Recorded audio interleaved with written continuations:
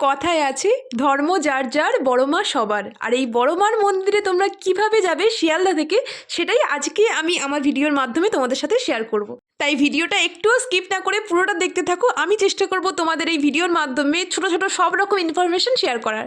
তো আজকে আমি চলে এসেছিলাম শিয়ালদার 1 নম্বর প্ল্যাটফর্মে, যেখান থেকে আজকে আমাদের নৈহাটি স্পেশাল ট্রেনটাই ছেড়েছিল।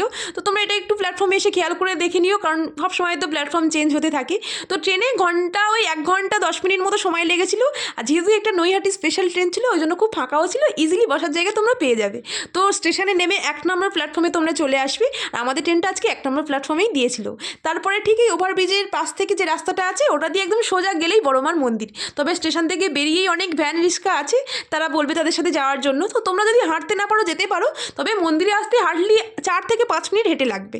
তো এই লম্বা লাইন দেখতেই পাচ্ছ, বড়মার জন্য সবাই লাইনে দাঁড়িয়ে আছে। তবে এই লাইন দেখে একটুও ঘাবড়ে যাওয়ার দরকার নেই, কারণ এখানে না প্রসেসিং খুব ভালো, খুব তাড়াতাড়ি লাইন মুভ করে, আর তোমরা খুব তাড়াতাড়ি মায়ের দর্শনও পেয়ে যাবে। তো তারপরে লাইনে দাঁড়িয়ে, মানে আমি মা আর বোনকে লাইনে দাঁড় করিয়ে দিয়েছিলাম, যেহেতু লাইন খুব বড় ছিল। ফার্স্ট টাইম আমি গিয়েছিলাম, ওই জন্য ভাবলাম কি হবে না হবে, লাইনটা আগে দিয়ে দিই। তো তারপরে লাইন দিয়ে এখানে চলে এসেছিলাম গঙ্গায় হাত পা ধুতে। তো মায়ের কাছে এসেছি, মায়ের গঙ্গায় একটু হাত পা না ধুলে তো মন শান্তি হবে না।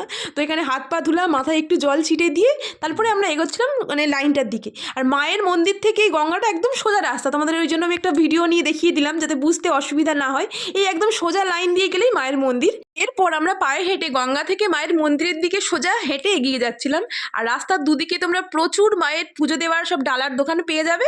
তোমরা তোমাদের পছন্দ মতো দোকান থেকে মায়ের পুজোর সব সামগ্রী নিয়ে নিতে পারো।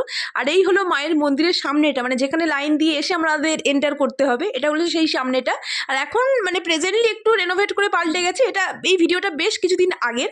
তো এই হলো মায়ের মন্দিরের সামনেটা। আর এই দোকান থেকে আমরা পুজোর সব সামগ্রী নিয়ে নিয়েছিলাম। আর এই পদ্মটা নিয়েছিলাম, সেটা ফোটানো ছিল না। তো আমি আমার মাকে বললাম, তুমি বড় মার জন্য এই পদ্মটা ফুটিয়ে দাও। তো মা ফুটিয়ে টুটিয়ে দিল। আর আমরা যে দোকান থেকে পুজোর সব ডালা নিয়েছিলাম, সেই দোকানে জুতোও তোমরা রাখতে পারবে, তোমরা সেখানেও রাখতে পারো।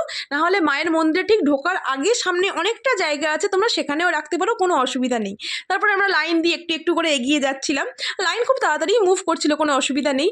তারপরে এই দোকানের সামনেটা এসে মানে ক্যামেরাটা অন করতেই হলো। দেখো গোপালও আজকে ফোন ঘাটছে, কি আর বলবো। যাই হোক, এটাকে একটু মজা হিসাবেই নিলাম। তারপরে একটু একটু করে এগিয়ে গিয়ে মায়ের একদম মন্দিরের সামনেই চলে এসেছিলাম। তারপরে এন্টার করলাম মায়ের মন্দিরে। ফাইনালি অনেকক্ষণ লাইনে দাঁড়িয়েছিলাম। আর হ্যাঁ, ভেতরে একটা নিয়ম আছে, তোমাদেরকে একটা ছোট্ট ইনফরমেশন দিয়ে রাখি। ভেতরে তোমরা বড় মার যত ইচ্ছা ভিডিও করতে পারো, কোনো অসুবিধা নেই। তবে তোমরা তোমাদের কোনো ভিডিও করো না, এটাই হলো ওখানকার নিয়ম। তো যেখানে যেমন নিয়ম, সেই নিয়মটাকেই মানে গুরুত্ব দেওয়া উচিত। আর এই হলো বড় মা। ফাইনালি কতদিনের ইচ্ছা আজকে পূরণ হলো। তোমরাও সবাই কমেন্ট সেকশনে জয় বড় মা লিখতে কিন্তু একদম ভুলো না। তো বড় মায়ের পাশেই এখানে রাধাকৃষ্ণেরও বিগ্রহ ছিল। তো সেখান থেকে দর্শন করে প্রণাম করে আমরা মন্দির থেকে বেরিয়ে যাই। তারপরে ঢাক ঢোল এইসবের সব ঘন্টার আওয়াজ পেয়ে আবার দৌড়াতে দৌড়াতে যাই বড় মার কাছে। গিয়ে দেখলাম বড় মার আরতি হচ্ছে। তো দেখে একদম মনটা ভালো হয়ে গিয়েছিল। তোমাদের বলেইছি যে বাড়ি আমাদের অনেকটা দূরে, সবসময় আসা তো সম্ভব না।